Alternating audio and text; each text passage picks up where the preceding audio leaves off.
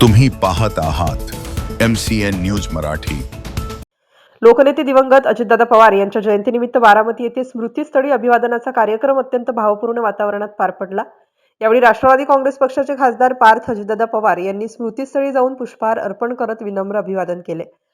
या प्रसंगी महाराष्ट्राचे उपमुख्यमंत्री सुनेत्रा अजितदादा पवार, राष्ट्रवादी काँग्रेस पक्षाचे प्रदेशाध्यक्ष तथा खासदार सुनील तटकरे, जय पवार, पवार कुटुंबातील सदस्य तसेच पक्षाचे अनेक पदाधिकारी आणि कार्यकर्ते उपस्थित होते। सर्व मान्यवरांनी दिवंगत अजितदादा पवार यांच्या स्मृतींना आदरांजली अर्पण केली। त्यानंतर मान्यवरांनी विमानतळावरही उपस्थिती लावत कार्यकर्ते, पदाधिकारी व नागरिकांच्या भेटी घेतल्या। विमानतळावरही पक्षाच्या नेत्यांचे व कार्यकर्त्यांचा उत्स्फूर्त प्रतिसाद दिसून आला। स्मृतीस्थळ आणि विमानतळ या दोन्ही ठिकाणी मोठ्या संख्येने नागरिक, पदाधिकारी व कार्यकर्त्यांची उपस्थिती होती।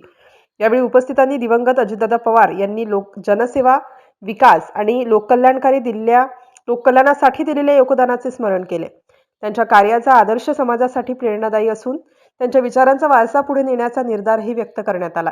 MCN न्यूज मराठीसाठी कृष्णमूर्ती जगताप, बारामती।